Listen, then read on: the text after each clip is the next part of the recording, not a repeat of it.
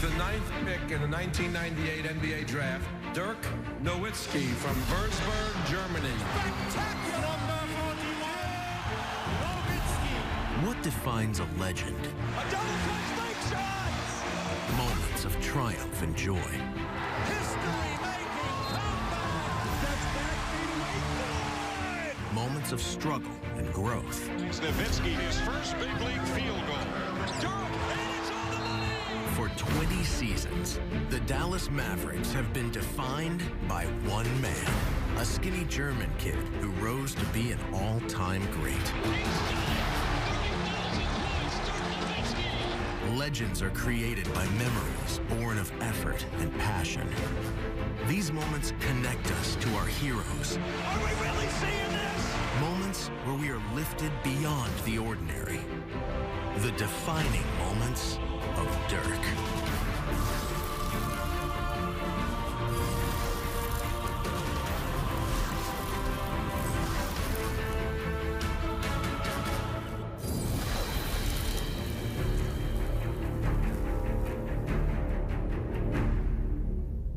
Seasons. That's a long time to play in the NBA. Only 7 players in the history of the league have played that long, and only 2 have accomplished that feat with one team. One of them calls the city of Dallas home. Dirk Nowitzki has been the face of the Mavericks for a generation. During that journey, Dirk has had some truly great moments. Memorable games, incredible finishes, and fantastic plays that have established him as one of the all-time greats in the history of basketball. Over the course of the next hour, we will sit down with Dirk and talk to him about some of these moments and get his thoughts and opinions about why they were so special. Let's begin with a look at the defining moments of Dirk. Dirk, let's talk about when you first came over to Dallas. Drafted back in 1998. Dirk Nowitzki from Würzburg, Germany. Here you are coming into Dallas. What were your first impressions when you got here? I was a little scared, or not scared, I mean really anxious, didn't really know what to expect. So I got in the airport and there was all these fans with signs waiting. I thought back then, man, that's cool, there's a bunch of fans here. I found out later that all these people were Mavs employees. Ross Perot told them all to go out there and give me a welcome. Nelly made it all comfortable for me. You know how easygoing he was and how nice and always joking and having fun with everything, just making me feel comfortable. And, you know, there was a little bit of a language barrier, obviously, and I was a little shy at the beginning in my press conferences. Getting to meet Steve and Mike was big that trip. You know, Nelly had a little barbecue at his house and got to meet some of the players. And they were super nice and kind of made me feel welcome and said, hey, let's try this, let's do this. Getting to meet Steve was big, so it was a nice trip. And then at the end, at my last press conference, I was like, okay, I'm coming, I'll do this. So it was a big step for me. You said a minute ago that meeting Steve was really important, and we know how influential he was. Did you know that day when you met him at the press conference, this is going to be my guy? Not really, but he was really nice. Loved soccer, so immediately we clicked on that area and started talking. You know, he just had gotten traded here. He played in Phoenix, so everything here was new to him too. We ended up living in the same apartment complex, and it just, I mean, those were the good old days. You know, I had some fun. And, you know, he always took me out of the apartment, took me to eat, took me to movies. Dallas Mavericks, one fan at a time. Met some of his friends on the road, all his college buddies, and stuff to do, and not only sitting in a hotel room and think about home. Him and Mike were both fantastic, true pros, and really, you know, taught me the right way in this league.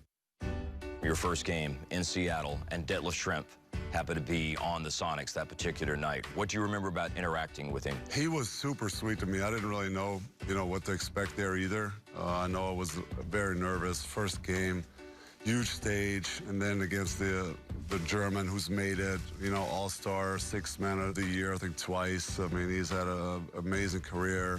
In the warm-ups, we took a picture together, and so it was super surreal. Tons of German media there. In the locker room before, which I wasn't used to. You're kind of getting dressed, and there's tons of cameras there, and just everything was just so new and weird. Nowitzki at the point, being chased by Schrempf. Detlef was super sweet. Met his wife afterwards. He gave me his number. He's like, anything you ever need, any questions, give me a call. I'll help you through it. And he was super nice, so I couldn't ask for more. Was there anybody else that stands out early in your career that was a mentor for you? Nelly and Donnie were great. You know, Donnie was the guy that was coaching the Hoop Summit, so he kind of knew me the longest. And, you know, he was an assistant at the time. So, I mean, we must have watched countless hours of film that year, you know, just trying to get me better and help me out in all sorts of areas where I was struggling. So I spent a lot of time with Donnie, and a lot of people trying to help me get through the first step.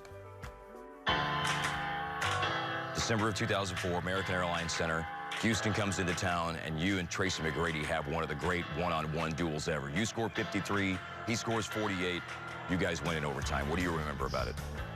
I remember actually that game that I was not shooting the ball particularly well in warm-ups, so I didn't really quite know how this is going to go. My teammates kept finding me. Once you're in the rhythm and you're in a groove, some shots fall that, you know, usually don't go, and that's part of it. But it was just a fun night, fun atmosphere, and T-Mac was on fire. The best thing about high-scoring nights is always you get to win, you know. I had another 50-point game in the regular season that we actually lost, which makes you sick. 50 is a big number. It's a special number. Did you ever think about the possibility of doing something like that, scoring 50 points in an NBA game, because it's been done by so few, relatively speaking? Yeah, not really, especially after the start that we talked about earlier. I mean, my first year was rough, and I wasn't quite sure if I'm made for this. I figured, hey, fight through the first contract, and if it doesn't work, I can always go back to Europe and play there, play close to my mom and dad, which they wanted anyways. The second year was already better, and then I can see, hey, you know, maybe you can play in this league, and then kind of just kept working. You know, I think that's the main thing. Every summer, you know, played international ball, worked with Holger, only took a few weeks off, and always try to get better, always try to add new things. And then the team started to get better with Steve and Mike, and all of a sudden we brought the playoffs back here in Dallas. Up ahead to Nowitzki, and Dirk's got the jam. So it was just a fun time to be around here and building this thing kind of from ground up. Nice. Dirk Nowitzki by Nowitzki. Dirk Nowitzki may have won the game. Dirk with a nice move inside. Whoa! Nowitzki, the youngster, taking the ball to the basket. When you came into the league, there weren't a lot of players like you, Dirk, bigs who could step outside and shoot. One of the first stretch fours. Did you ever think, I'm so much different than the way people play in this league at this particular position? Well, I think there were some that paved the way for me. I think we mentioned Detlef Schrempf, who was a big guy who could step out. Kukoc was a big guy who can move and shoot. So I think there were some Euros before me that a little bit paved the way. It's Nowitzki. Catch and shoot. It's so easy. Dirk Nowitzki. Now it's Nowitzki for three. I always say, I'm not sure if there were a lot of coaches at the time in the late 90s that would have had a 7-footer, you know, get a rebound, dribble it up, and jack up a three. And Nelly just always let me play my game, gave me the confidence, and always saw that I was never going to be a traditional big, you know. So that was his vision for me, is being a perimeter, shooting, driving a lot. I'm just glad that I came here and it worked out. And he supported me fully, you know. Dirk Nowitzki, nice ball. Underneath to Nowitzki. Good play all around.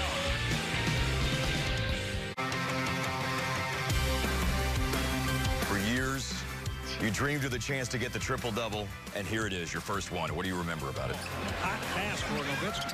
You know, I always like to think I never got paid for my passing. You know, I always got paid to get buckets. What, I have 2 triple-doubles in 20 years? That's not a lot, you know. On that particular night, I was playing well offensively, and if you're in the NBA, it's always a dream to kind of get a triple-double because it's filling the stat sheet. It's always a fun thing to do. I didn't really think that I was going to achieve that since my passing, like I said, isn't Karl Malone-esque.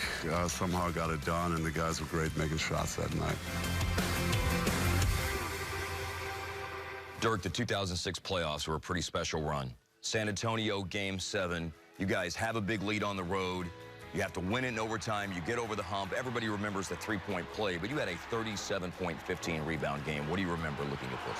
For a 7-game span, this was probably the best series I've ever played in my life. I was in my prime. You know, I like to think 27 to 30 is your prime in hoops because you're experienced. You have a few years under your belt, but your body is still ready and primed. And that series was a great series against an unbelievable team, against our rivals that always beat up on us, and to go down there and beat them in 7 on their home court was an amazing feeling. Just a roller coaster ride, as it always is.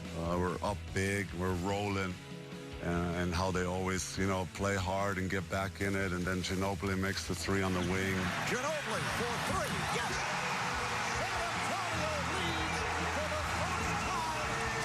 I already thought that was it. I'm going to somehow get to the basket here and lay it in. Nowitzki goes right at Bowen. And the foul! And we're down 1. We can foul them. Maybe they miss a free throw. And that's what I did. Just kind of put my head down and try to drive. And saw Ginobili there in the lane, but I never thought he would actually try to go up and block it. Because I thought he's just going to let me lay it in. And we had the foul. And he really went up, and all I just try to hang on and try to go as strong as I could. And when the ball bounced in, I was like, oh man, we got fortunate there. And then they actually had a chance to win it, and Ginobili drove and kind of missed it. And that was still, to the day, one of the greatest wins, I think, in my career down there. Just the magnitude of the game, and beat them and on their home court was an amazing feeling. Was there anything special about it because it was a rival and you already lost to them twice before in the playoffs? Yeah, I mean, they were always, like I mentioned, our big brother. You know, they always kind of beat up on us, and sort of for us to go there and you know, grind with them the entire series, and then find a way at the end to grind it out. And after Ginobili made that 3, it was as loud and as crazy as you can imagine an NBA arena to be. So it was that was unbelievable for us to come back and then really steal it in OT. And I remember Stack had some big plays. And I think he had 2 big shots in overtime. So that was yeah, it was. I'll never forget. Not only the Game 7, but that entire series was probably some of the best basketball I played in my life. In the conference finals, we've already talked about scoring 50 points in a game. But in a playoff game, with the season basically on the line, that's some super special stuff. Nowitzki for 3, yes! Phoenix was always special games, not only because Steve went there, and you know, there was always a little friction there when he came here. He wanted to show Mark that we made a mistake as a franchise, so he was always super hyped to play us and really stick it to us. So there was that going, and then their style of play was always, they're never out of it, and they're always in it, and the down, up, they always play the same. They keep coming and keep shooting, and so that was always fun games, fun matchups. I knew coming in that was going to be an incredible series with some incredible playmaking. We're up early in that game, and here they come making a run. Tim Thomas make 3s, they're all making 3s, and we're kind of falling behind. And I'm thinking, you don't want to go to Phoenix down 3-2. You know, all this great work we've done. We beat San Antonio in their place, and this could all be forgotten. So I just kind of said, hey, it's now or never. You got to go for it and make some stuff happen. Picking my spots, being aggressive. The guys kept finding me in good spots, and I was getting hot at the right time. And that was a huge win. And then we closed them out there in 6. So that was, yeah, that was another special night. You spent your whole career with the Mavericks. A special night against the Nets, March 2008. Here's the play, 4th quarter. You become the franchise's all-time leading scorer, passing Rolando. 5 on the shot clock. Here it is. The Mavericks' all-time leading scorer is Dirk Nowitzki.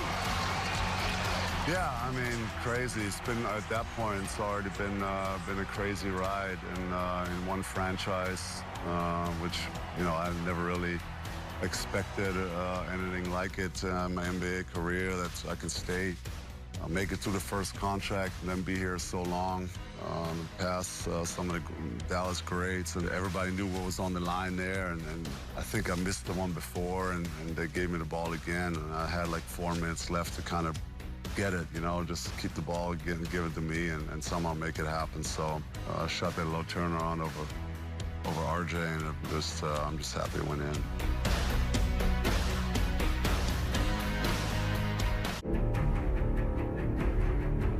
Dirk, when you came to the NBA, I remember you talking about one of your dreams was to get Germany to qualify to play in the Olympics. You guys did that in the summer of 2008. You went to Beijing to represent Germany, and you had a chance to carry the German flag for the opening ceremonies when the entire Olympic team made the walk into the stadium. What do you remember about that experience? Yeah, I mean, that experience still gives me goosebumps. You know, it was one of the greatest experiences ever. And I'll remember it for the rest of my life. It was always a dream of mine, and so my international career started in kind of 99, and we were trying to qualify for Sydney, and we missed it by like a couple points. Then we're trying to go to Athens. We missed that by a couple points, and it's always like, this is my dream, and I want it so bad. So then in 08, you know, we were the last spot to take it. We had to go through this pre-Olympic qualifier that summer, and we had to grind through for like 2 weeks. We were in Athens, and then we actually beat JJ in Puerto Rico in the final game. Winner goes, loser stays home. So it was a huge game, and somehow we got the job done. It was amazing. I mean, I remember running off the court with tears in my eyes, and I couldn't hold back. I was just so happy. And then a couple weeks later, we went to Beijing, and one day we were going to do a little sightseeing. And the head of the German Olympic Committee is like, hey, I want to talk to you today, this afternoon. I was like, what? So I couldn't go to the sightseeing tour, and I go in his office. He's like, I think we want you to carry the flag. And I was like, what? Are you guys crazy? Like, you know, usually it's these old guys that have been like 4, 5, 6 Olympics, and so that was kind of breaking the habit and the routine. So I said, listen, if I don't want to step on anybody's toes, but if it's okay, I'd love to do it. It'll be an honor for me. And then yeah, they really gave me the flag. And it was I'll never forget the moment. You know, you wait around forever. There's all these nations that walk in. So we actually waited in I think in the gymnast stadium or something. You just sit there for hours and hours. And then the moment finally comes, and we walk into the stadium, they kind of hand me the flag, and we're standing in this little tunnel. It was literally 120 degrees, so humid. I was sweating through, my collar was all messed up. I mean, that was a mess. And all of a sudden, I'm just standing there, we're waiting, and then in this tunnel, the entire German Federation starts singing, like, Dirk, show me the flag. So I'm up there, I'm just waving the flag, and all 400 or 500 Germans behind me are singing the song, and I'm just starting to sweat. I'm starting to get emotional. It's just such a surreal moment that I'll never forget. And then actually the round, I can't remember at all. It kind of was a daze. It was hot. I was sweating. You know, the whole round kind of went by way too quick, but I'll always remember that those 10, 15 seconds and 30 seconds in the tunnel where the whole federation was singing, and that was an unbelievable special moment. We had a blast, just in the village, getting to know some of these athletes, you know, just everything around it was an amazing, amazing experience. I'll never trade it for anything.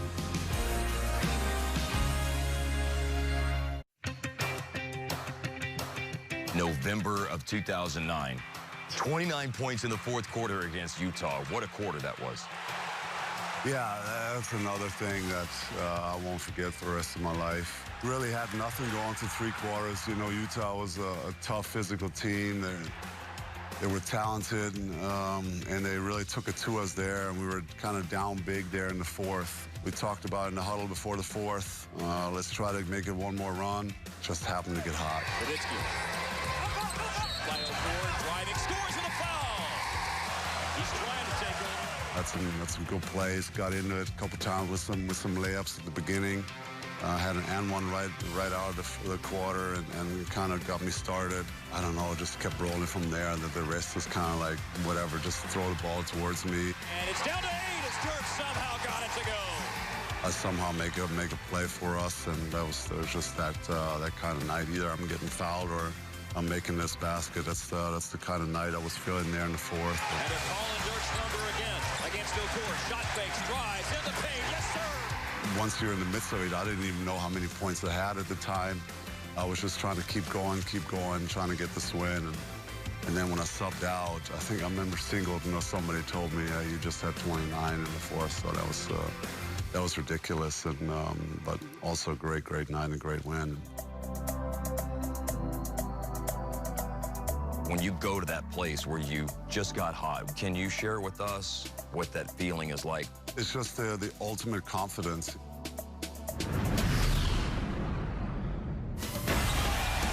There's some doubts once in a while. You miss a few. When you're on, it's just zero doubt that the next shot's going in. You just want the competition. You want the ball. You want to make it happen. You don't even think about misses or anything. You just, you know you're on. You know the next shot's going in. So you're just trying to chase the ball. And they're calling Dirk's number again against O'Toole. Shot fakes, drives in the paint. Yes, sir. You're just in the mindset of, I'm making this happen. Nobody can guard me out here. And no matter what happens, I'm trying to carry us and get this win. One of your great individual performances in the playoffs. Game 1, Western Conference Finals, Oklahoma City 2011. 48 points. What a night you had against the Thunder. That was great. You know, we had just swept the Lakers, so we were sitting on, I think, over a week off. You know how Holger is. He literally gave me maybe one day off, and the rest we were in the gym every night in the gym. So I couldn't wait to get this series started, right? I'm like, I got to go away from Holger. I got to get this series started. You know, just was so anxious to get going and get the Western Conference Finals started. They are ready, and their team is back in the Western Conference Finals. It's game. Made my first couple shots, and then I had a great groove for the rest of the night. And put some smaller defenders on me, had some matchups. I was able to shoot over them some, and that was a great night. Something I'll always remember from that series was after you won the series in Game 5 at American Airlines Center, your celebration for the Western Conference Championship trophy was very, very understated. Can you take us back to that place and why your demeanor was like that night? So Doris Burke interviewed me right after the game, so I thought I was done with the interviews with her. And so I did the interview. Now we got a bunch of veterans that want to win and play off each other, so we'll see how it goes. Congratulations, Dirk. Mike. We got the trophy, and it was great. And then I was like, okay, you know, I want to get ready for the next series. And we already have a Western Conference Championship thing, and that's not really what we're here to play for. You know, we'd love to get the Larry O'Brien trophy in here. So I was kind of done celebrating and just walked off the floor. And then I found out later that Doris wanted to interview me live on the mic for the fans, which I didn't know. If I would have known that she wanted to do that, I would have obviously stayed out there. So it was kind of like a weird look. I guess she was looking for me. Well, we've got a lot of work left. Thank you very much. Dirk? I had already left, so I did not do that on purpose, trying to make a statement, hey, we're not celebrating. I would have obviously stayed if I would have known. To me, yeah, this was a great win, but at the end of the day, it's still just another series we won, and we wanted to get one more series, so that's how that happened.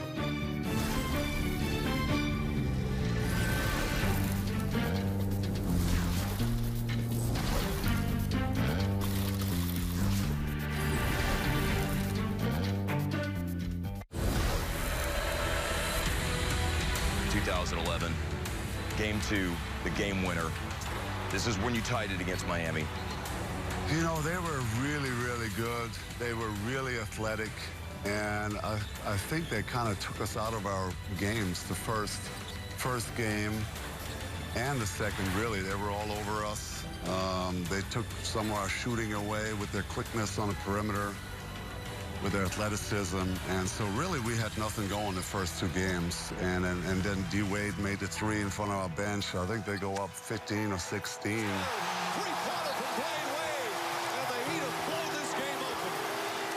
And it's just one of those nights. We didn't really have it. You know, all we said the last 5-6 minutes, hey, let's try to get some stops. Maybe get a run out, get a couple easy ones, and somehow get it to 10 and see if we can make one last run at it. If not, come back to AAC, hopefully to a rocking crowd and get on the board. And that's what you try to do. Nowitzki puts it up. Puts it in. A 15-2 run. And then those last couple minutes were magic for us. I mean, we're just scrambling up the game where we were kind of, you know, hard playing through some of the mistakes defensively and got some good bounces, and then offensively finally got some easy ones. I remember Jet had a layup in transition. He had another pull-up. And then somehow that got us going. That got our offensive swag back a little bit and started to make some shots and some big plays. And they've sliced 11 points off the lead in just 3 minutes. And finally, I think that's when we really arrived into the finals. You know, before that, we were kind of like, oh, they're so good. Not sure where we can beat them. And those last couple minutes were really, hey, we're here. We're here to play. And that was a huge comeback win, you know, down 15 with a couple minutes to go. That usually doesn't happen. But we made it happen by scrambling together, by fighting and getting going offensively. And then I tied in on a layup and fast break. We kept running this one of the same plays, which was like a double screen, and then they really showed hard. And then Tyson kind of screened his own man. That's why I got so open. And I was able to knock the three down, and we're like, yes, you know, so sort of 20-something seconds to go. We're up 3, you know, now we're in great position. And Jet just had a complete brain fart on the other end. Kind of like, you know, Dwayne cuts to the high post, and, you know, he kind of completely leaves his guy in the corner, didn't even think about him. And sure enough, LeBron skips it over from out of bounds, and it's a tie game again. And I was just like, how in the heck did he get so open? I remember Jay Kidd looking around, and we didn't really know what happened, and the Jets kind of looking at us. So that was a weird situation from kind of like being completely up on a high to kind of like, are you kidding me? And then, but we were still in a good spot. You know, it's a tie game. You know, almost can run the clock down, and you know that's the position you want to be in. You know, if you miss, worst thing that can happen is go to overtime. If you lay it in or make a shot, you can win it. So it's kind of like a no pressure situation. They had Bosch on me, and you know, just got the ball there. Ran a little down pick, and I came up to the elbow area where I've lived basically my entire career. And Nowitzki drives with it, underneath lefty layup, banks it in. You know, Bosch used his length really well that series, so all I was trying to do, get him off me a little bit, and I spun. And once I spun, I just saw a gap there. You know, usually I think it was Haslam under there, would have come over, maybe try to take a charge or something, but once I spun, I think the lane was just open, and I just saw it, and I took it, and I was able to get to the basket and lay it in. And then it was kind of like scrambling. They didn't have enough timeout left, and they had to push it up, and Wade had a heave that actually almost went in. Wade puts it up for the win! Off the mark, and Dallas has tied the finals with one of the most incredible comebacks in NBA Finals history. That was a big win, and really showed us that we can beat this team, we can play with this team, and we had arrived in the finals for sure. What do you remember about Game 4? The game you won at American Airlines Center, but you had to play through being very, very sick that night. We were so frustrated, given the home court advantage right back that we had just earned. So that was frustrating. I was like, hey, we're still right here. We're right here. And then the night before, big Game 4, you know, I knew our season was sort of on the line. If we lose again, we're down 3-1. This might be it. And so I worked out with Holger at night, and I go home, I eat, and like 11, 12 o'clock, I was like, I'm not feeling that well. I'm sweating a little bit. I'm getting hot. And then the entire night, you know, I had a fever and just did not feel good at all. I think it was just so frustrated. I was like, not now, you know, get sick in preseason or whatever, even in the first round, but not right now. You know, this is maybe your most important time of your career right now, maybe your last shot at an NBA title. You know, why now, you know? So it's so frustrated coming in the morning, not feeling well, and pushed my fluids that day. I even did the oxygen chamber in the afternoon, kind of laid in there. I think that helped me get some rest, and then in the evening, I gave it all I had, you know, just was able to knock a few shots in, but I really was not great. I was not great, but I was there, was out there, we were battling. And at the end, I remember that was kind of my last burst of energy. I think we're up 1, and I had the ball again, this time on the right elbow. And I'm kind of looking at the clock, and I'm just like, he's kind of was giving me right a lot because he knows I like going left. So I went a little early, but I just saw that opening. I took it, and I was just hoping my body would have enough strength left for me somehow to stumble there and lay it in, and I did get there. And I think Wade came from the weak side and almost got to it, but it somehow snuck in, and I was just so happy afterwards that we got that win.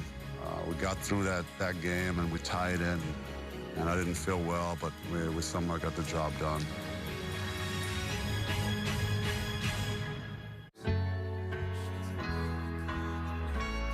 That game 6, I was awful. You know, I tried to force it a bit. I think I was like, this is such a big moment, go make it happen. And I tried to will it, and it just wasn't working for me. You know, everything was a little long. They contested it well, forced me to some tough shots. Nowitzki still can't get it to go. He's 1 for 7 from the field. I was 1 for 12 at halftime, and just being frustrated. But, you know, the great thing is the guys were playing great. I think Jet was unbelievable that night, and we were still up at halftime. So I'm coming into halftime. I'm sort of obviously ticked off, and nothing's going my way. And I just see Cardinal like, yes. I remember like this, and I was like, what are you doing? It's like, you're getting all your misses out of the way. I love it. You know how Cardinal was, and he just made me smile, and it kind of just, I guess it kind of just relaxed me, and went out there and was able to make a few shots or a few plays there in the second half. Nowitzki, left hand, lays it in, and it's 103-92, and that should do it for the Dallas Mavericks. I totally thought it was a great team series that we played, and some of the guys played great to get us over the hump. And turnover, Dallas ball, and the Mavericks will do it. Yeah, when I put my hand over the head, I think we had it in, out of reach. So I kind of knew then, yeah, this was it. This is the moment. I remember just going like this, and I was, is this really happening? And I remember Jet came over, and I gave him like a complete uncomfortable, weird hug, but I didn't really, so I tapped him, I think, on the head. It was just so bizarre. But I think, you know, if we had won it in 06, I think the party would have been a lot bigger. I think there in 11, we had an older team. I think everybody was just so exhausted. You know, we were all, you know, a playoff run takes a lot out of you. 2 months, you're completely always on the edge, win or lose. You know, you don't want to lose the momentum when you win. You don't want to regain it when you lose. So you don't sleep for 2 months. And I remember I was just being exhausted. I was being happy. But at that moment, yeah, for sure, I know this was out of reach, and just being exhausted and happy at the same time. Sean Marion dribbles it out, and the celebration will begin. And winning it all was sort of surreal. The Dallas Mavericks are NBA champions. I just wanted to get off the court for a second. I wanted to run in the back. I ran to the shower area. There was a little bench, and I laid down. And I remember, you know, Tim Franks from the NBA, PR guy, followed me. He was like, hey, you got to go out there. You got to go out there. And I was like, I can't. I don't want the trophy. Give it to somebody else. I need a couple minutes. And then finally, after a few minutes, he convinced me. I came out there, and I'm happy I did. I mean, this picture is, I'll never forget either. Raising the trophy, you know, having Mark there, the whole team, family on stage. I mean, that was an incredible moment. We're over 6 years removed from it, but I would imagine that the relationships with those that you fought with, your teammates, your brothers, still have to be amazing and always will for the rest of your life. Yeah, they always say it's sort of a bond for life, and it's true. I mean, every time you see one of those old warriors, it just makes you smile. You know, we saw Pager a couple weeks ago in Sack Roll Throw Year. You know, whether you see Corey Brewer or Tyson, Karam Butler always say, "What up, champ?" when I see him. I mean, it's always great to see some of these guys with, you know, you fought through so much and so much adversity, and that was a special year, special bond we have with that group. It was a group that was anything but favorites going in, but it was a group that wanted to play with each other, that sincerely loved each other and played well with each other and shared the ball and wanted to win with each other. And it was just, that was a special group for sure.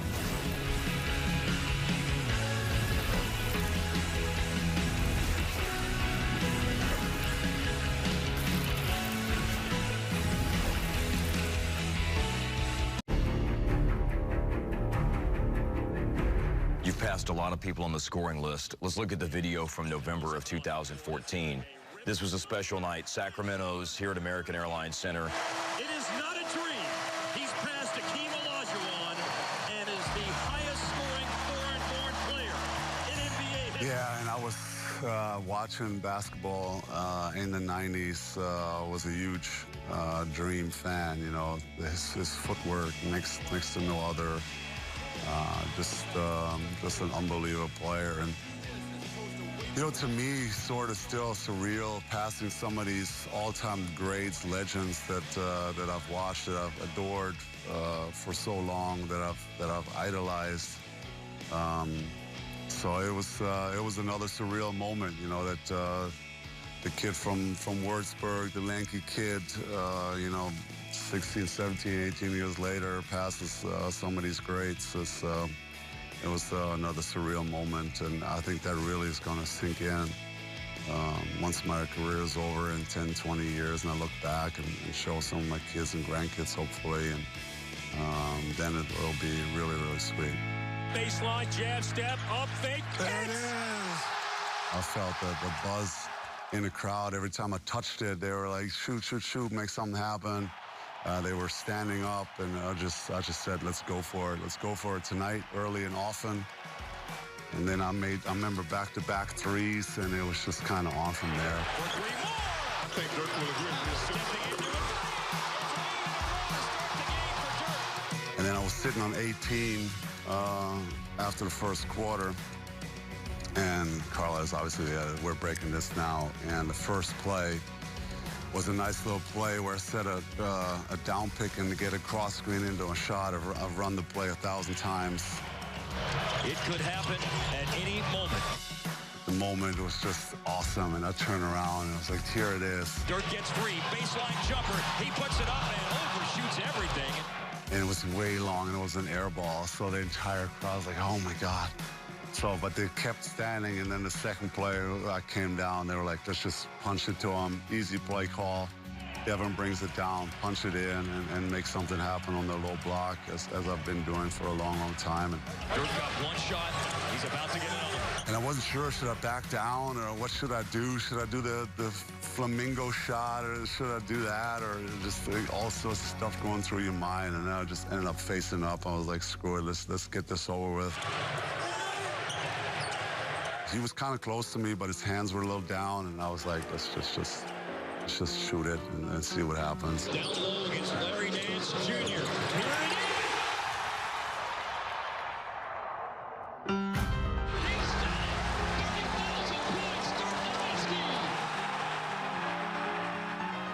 It went in, and it was incredible. The crowd went nuts. I saw my bench over there. I was completely almost running on the court. Yeah, it was a fantastic moment. Then in the timeout after, sitting there, watching some of the tribute. They had one in German and one in English. And then seeing Holger up there with tears in his eyes. I had a couple friends from Germany in town, and I looked at them across. They were kind of crossing the bench. They were going bonkers over there, absolutely loving it, and that they witnessed that. So that was a special moment I'll never forget. Of all the players, of all the great players that played this game, that did mean a lot to me, and that was a special night. One of the really special moments from that night, one of the poignant moments was, and you just mentioned it, how emotional Holger got that night. He's a very stoic man. He doesn't show his emotion very often. But to see him emotional and to reflect on the journey that you two have had together, what did you feel that night seeing the pride that he had and the path that you two have traveled? Yeah, it obviously made me a little emotional. You know, if we've been through a ton together on and off the court. So we've had some times where we annoyed each other. I mean, like in every friendship and relationship. And but he's been there every step of the way, you know, supporting me. And sometimes I have to remind myself, hey, he only wants the best for you, you know. He was always there, pushing me through thick and thin. And, you know, it's probably fair to say I would have never gotten here without him. I was happy for him to be there in that moment. And, you know, I've only seen him emotional a couple times in whatever 25 years I've known him now. And the championship was one. And the 30K was another. So great moments and great memories. He talks about this, and he embraces the fact that his methodology of teaching is unique in terms of what we're accustomed to seeing the sport taught like here in America. Has there ever been a time whenever he was saying, I want you to do this, and your reaction was, you want me to do what? Yeah, I think when we first started off, I was like 15, 16, and the stuff that he was saying was just completely absurd. I've never heard some of that stuff. And his terminology about certain things. You know, Germany is a soccer country. Every time at the beginning somebody would shoot, he's like, goal! He would scream goal for some reason, and we would all look at him like, who is this weirdo standing over there in his leather coat in the gym? So it was like us young guys, as we are teenagers, we thought he was a little bizarre is a good word. And then we got to know him, got to work with him more, and we just saw basically his stuff works, his technique stuff works. He knows what he's talking about. We all got better. You know, it wasn't only just me he was working with. He was working with some other young guys and the rest of the team. So we kind of embraced his methods and his terminology of stuff, and just grew close to him. And you know, the rest is history. Became great friends. He's been a mentor. You know, I've traveled the world with him. You know, there's not a lot of guys that would travel the world with a 60-year-old man, but I did, and he showed me unbelievable places in the world, and just a great friend and a great mentor over a long, long time. Why did this relationship between Dirk Nowitzki and the city of Dallas, Texas, materialize the way that it did? I don't know if I brought some hope. Nowitzki fires for three. Oh, baby. I'm not sure if they like the shy, skinny kid that came from Germany. It's not really supposed to make it. My first year, it was obviously rough. Every time I did come off the bench, I remember the crowd was giving me standing ovation. That showed me, hey, they want me to succeed. You know, I gotta do everything in my power to kind of make that happen, to pay them back, their loyalty, their love. What would you want people to say when they speak historically about what you meant to the NBA and to the Mavericks? He's a big guy that could shoot, that can move, that changed the game in a way, helped pave the way for some of the younger Europeans now, love playing the game, and helped his team, helped the city, helped his franchise win games. That's really it. Always try to be out there and help my team win games. Over the last hour, Dirk has told us the stories of some of the amazing moments in his career. It's hard to boil down 20 seasons into just a few memories. And we could have spent hours, maybe even days, revisiting all of the games and plays that have made Dirk into one of the all-time greats. Thanks for joining us for the defining moments of Dirk.